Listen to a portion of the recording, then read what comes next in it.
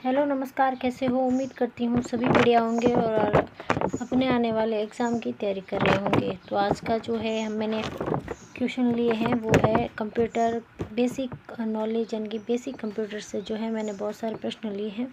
और अगर चैनल पर नए हैं तो चैनल को सब्सक्राइब ज़रूर करें और वीडियो पसंद आए तो प्लीज़ वीडियो को लाइक ज़रूर करें।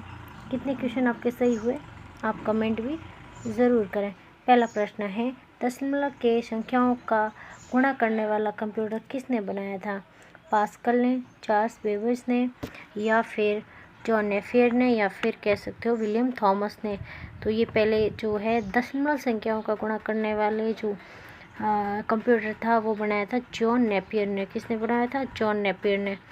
अगला प्रश्न है, एनालॉग कंप्यूटर का प्रयोग किया जाता है, यानी कि एनालॉग जो कंप्यूटर होता है उसका प्रयोग कहाँ पर किया जाता है? डाटा स्टोर करने में किया जाता है, ताप, दाब और गति मापने के लिए किया जाता है, इनपुट करने के लिए किया जाता है, या फिर प्रिंट करने के लिए किया जाता है।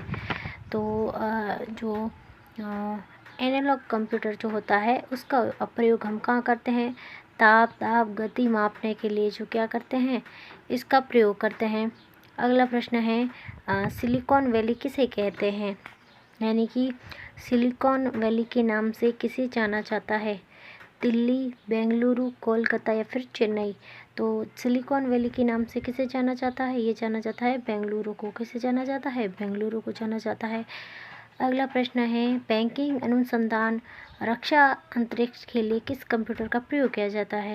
यानी कि जो बैंकिंग के अनुसंधान यानी बड़े बड़े जो डाटा स्टोर करने के लिए जो होते हैं कंप्यूटर, उनके लिए किस कंप्यूटर जो कौन सा कंप्यूटर है जो उपयोगी होता है? तो ये होता है ये होता है मेन फ्रेम कंप्यूटर। कौन सा होता है? मेन फ्रेम कंप्यूटर जो होता है ये बैंकिंग वो अनुसंधान केंद्र, बहुत सारे बड़े बड़े जो जो संस्थान होते हैं वहाँ पर इसका प्रयोग किया जाता है। अगला प्रश्न है, भारत का सबसे तेज़ कंप्यूटर कौन सा है? ये वर्तमान में जो कह सकते हैं भारत का सबसे तेज़ कंप्यूटर कौन सा है? तो वो हो जाएगा पीयूष। कौन सा हो जाएगा? पीयूष हो जाएगा।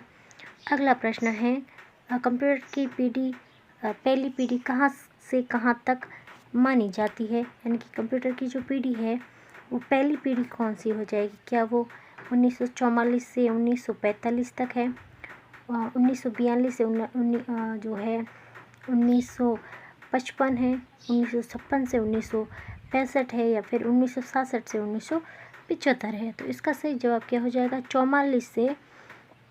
1944 से क्या हो जाएगा? 1945 इसका सही जवाब हो जाएगा। अगला प्रश्न क्या है, आईसी इंटीग्रेटर सर्किट जो है किस पीढ़ी में प्रयोग किया गया? यानी कि जो आईसी जो है इसका प्रयोग है ना कौन सी पीढ़ी में किया गया था? तो इसका प्रयोग किया गया था, ये पीढ़ी थी तीसरी पीढ़ी में इसका प्रयोग किया गया था। अगला प्रश्न है, IBM 1401 पीढ़ी का किस पीढ़ी का कंप्यूटर था? तो ये किस पीढ़ी का कंप्यूटर था? तो ये हो जाएगा हमारा द्वितीय पीढ़ी का कंप्यूटर था। कौन सी पीढ़ी का था? दूसरी पीढ़ी का कंप्यूटर था, ठीक है ना। अगला प्रश्न है, टच स्क्रीन क्या है? टच स्क्रीन जो होती है ये क्या किस प्रकार का डिवाइस है? केवल आउटपुट डिवाइस होता है, केवल इनपुट डिवाइस होता है, या फिर इनपुट और आउटपुट दोनों होता है, नहीं, या फिर इनमें से कोई नहीं? तो टच स्क्रीन जो होती है आउटपुट भी होता है और इनपुट भी होता है। कैसे? जब टच करते हैं तब वो हम से क्या है कि डाटा जो है हम अंदर देते हैं और टच करने के बाद ही जो डाटा भी हमें क्या है वो इनपुट करता है। तो दोनों तरह से ये होता है। तो इसका सही जवाब कौन सा हो जाएगा? ये हो जाएगा इनपुट और आउटपुट दोनों तरह का क्या होता है डाटा प्रोवाइड करवाता ही है। कौन? टच स्क्रीन होती है जो। अगला प्रश्न कौन सा है, कौन सा डिवाइस उपयोगकर्ता की गतिविधियों को कंप्यूटर में दर्ज करता है? यानी कि कौन सा जो कंप्यूटर है जो मनुष्य जो है गतिविधियाँ करता है उस पर जो है काम करता है वो किसके द्वारा संभव होता है? तो ये करता है कौन? माउस करता है। कौन करता है? माउस करता है। अगला प्रश्न क्या है कि वेब कैम किस प्रकार का इनपुट देता है? यानी कि वेब कैम जो होता है ये किस प्रकार का जो है इनपुट देता है, तो ये जो होता है वीडियो दिखाने का कार्य करता है। ठीक है ना। अगला प्रश्न है, वीडियो प्रोजेक्टर किस श्रेणी में आता है? यानी कि वीडियो जो प्रोजेक्ट है ये किस श्रेणी में आता है? क्या वो इनपुट होता है, क्या वो आउटपुट डिवाइस होता है, या प्रोसेसर होता है, या फिर स्टोरेज डिवाइस होता है? तो ये जो होता है कौन होता है? ये प्रोसेसर होता है। कौन होता है? प्रोसेसर का कार्य करता है। सही जवाब हो जाएगा। अगला प्रश्न क्या है कि जो आउटपुट स्क्रीन पर दिखाई देती है उसे क्या कहते हैं? यानी कि जो आउटपुट हम स्क्रीन पर देखते हैं, जिस तरह जब भी जब आप देख रहे हो तो ये किस प्रकार का जो है डेटा आपको जो है दिखाई दे रहा है, तो इसे हम क्या कहेंगे? सॉफ्ट कॉपी कहेंगे। क्या कहेंगे? Soft copy. ठीक है ना। और हार्ड कॉपी हम किसे कहेंगे? जो है ना प्रिंट कार्ड कॉपी, और जो स्क्रीन पे दिखाई दे जिसे हम छू नहीं सकते हैं उसे हम कहते हैं सॉफ्ट कॉपी। ठीक है ना। अगला प्रश्न क्या है, निम्न में से कौन सा डिवाइस आउटपुट नहीं है? यानी कि कौन सा है जो आउटपुट नहीं है? तो कौन सा नहीं है? तो ये हो जाएगा माउस जो है आउटपुट नहीं होता, इसे हम इनपुट करते हैं कि हम डेटा जो है अंदर देने का काम करते हैं, ना कि हमें डेटा ये बार प्रोवाइड करता है। अगला प्रश्न क्या हो जाएगा, कीबोर्ड शॉर्ट कट जो की है कौन सी? Ctrl+Z का कार्य क्या होता है? यानी कि जो की है कौन सी? कीबोर्ड की में जो शॉर्टकट की होती है कौन सी? Ctrl+Z का जब हम प्रयोग करते हैं तो ये किसके लिए करते हैं? क्या वो हम सेव करने के लिए करते हैं, क्या हम उसे दोहराने के लिए करते हैं, या फिर पूर्ववर्तन करना, अंडू करना, या फिर नया कुछ काम करना? तो इसका सही जवाब क्या हो जाएगा? इसे हम अंडू करने के लिए काम करते हैं। यानी कि पूर्ववर्त जो है ना पूरी जो पूर्व का डाटा हमने डिलीट कर दिया उसको वापस लाने के लिए क्या किया जाता है?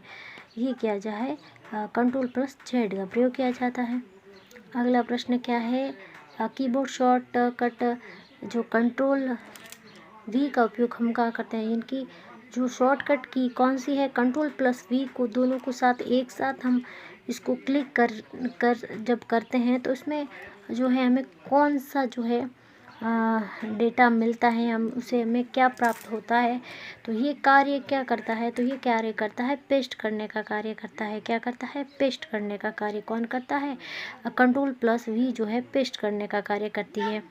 अगला प्रश्न क्या है, किस कुंजी को दबाकर हम कंप्यूटर को रीस्टार्ट कर सकते हैं? कि कौन सी जो कीज़ होती हैं जिसको हम रीस्टार्ट कर सकते हैं? तो क्या वो कंट्रोल के साथ प्लस शिफ्ट होगा, Ctrl+Alt+ डिलीट होगा, Alt+F2 होगा, या फिर Ctrl+F12 होगा? तो ये कौन सा होगा?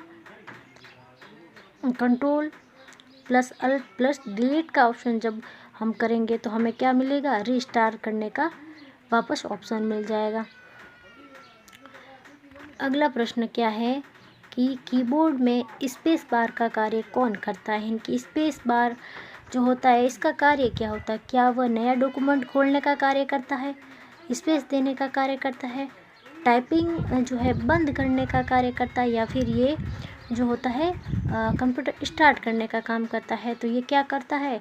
स्पेस बार्स क्या करता है? हमें स्पेस देने का कार्य करता है। क्या करता है? स्पेस देने का कार्य करता है। नंबर लॉक जो कुंजी होती है या फिर की होती है जिसका प्रयोग हम किसके लिए किया जाता है? तो जो नंबर लॉक जो कुंजी है इसका जो हम प्रयोग करते हैं वो करते हैं नंबर पैड को सक्रिय करने के लिए। यानी कि जो नंबर जितने भी नंबर वाले जो भी ऑप्शंस होते हैं उसको हम लॉक करते हैं ताकि हम क्या है उस पर क्लिक करने से हमें क्या नंबरिंग जो है हम अच्छे सही तरीके से क्या है कर पाएँ। तो ये होता है नंबर को क्या करते हैं पैड को जो होता है सक्रिय करने के लिए, क्या करने के लिए? सक्रिय करने के लिए होता है। अगला प्रश्न क्या होता है, कंप्यूटर के बंद होते ही जो रैम से रखा डेटा क्या हो जाता है?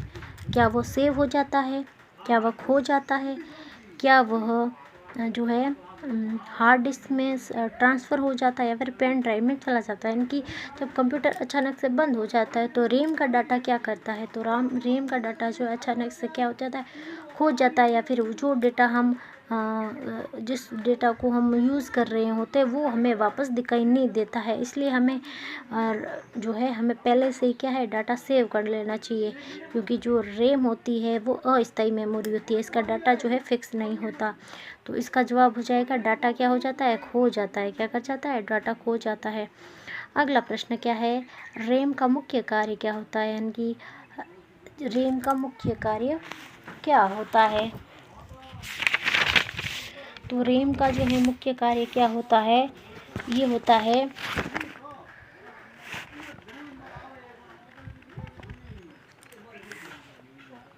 इसका मुख्य कार्य होता है प्रोसेसिंग जो की जो स्पीड है उसको बढ़ाने का कार्य कौन करता है, रैम करता है। कौन करता है, रैंडम एक्सेस मेमोरी जो होती है वो क्या करती है, प्रोसेसिंग जो स्पीड होती है उसको बढ़ाने का कार्य कौन करती है, रैम करती है। कौन करती है, रैम करती है। अगला प्रश्न क्या है कि रैम को क्या कहा जाता है, कि रैम को हम क्या कहते हैं, वर्चुअल मेमोरी कहते हैं, ठीक है, सेकेंडरी मेमोरी कहते हैं, वोलेटाइल मेमोरी कहते हैं, या फिर इसको हम क्या कहते हैं, मैग्नेटिक मेमोरी कहते हैं। तो इसको हम क्या कहते हैं, वोलेटाइल मेमोरी कहते हैं, और इसको हम प्राथमिक मेमोरी के नाम से जानते हैं, सेकेंडरी मेमोरी के नाम से नहीं जानते, ठीक है ना। तो इसका सही जवाब क्या हो जाएगा, इसे हम सेकेंडरी फर्स्ट प्राथमिक मेमोरी भी कहते हैं, ठीक है ना, ये भी कहते हैं, ठीक है। अगला प्रश्न क्या हो जाएगा,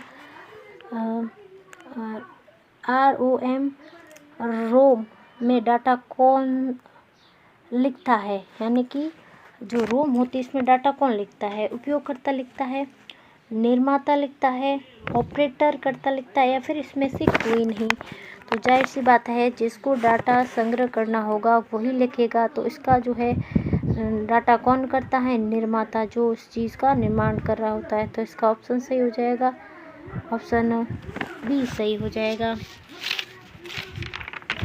अगला प्रश्न क्या है, अगला प्रश्न है जिसे, और अगला प्रश्न क्या है, इस ROM जो रोम होता है इसकी फुल फॉर्म क्या होता है। इसकी फुल फॉर्म जो होती है वो होती है रीड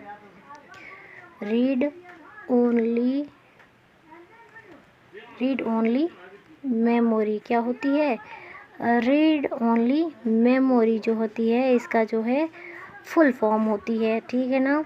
अगला प्रश्न क्या है, जो रोम होती है इसका कौन सा प्रकार उपयोगकर्ता द्वारा मिटाया और दोबारा लिखा जा सकता है, यानी कि कौन सा जो है जो रोम का कौन सा एक ऐसा प्रकार है जिसके द्वारा जो है डेटा को क्या किया जाता है, मिटाया भी जा सकता है, दोबारा लिखा जाता है। तो ये होता है कौन सा, ये होता है ये electronic erasable read only memory. क्या होती है,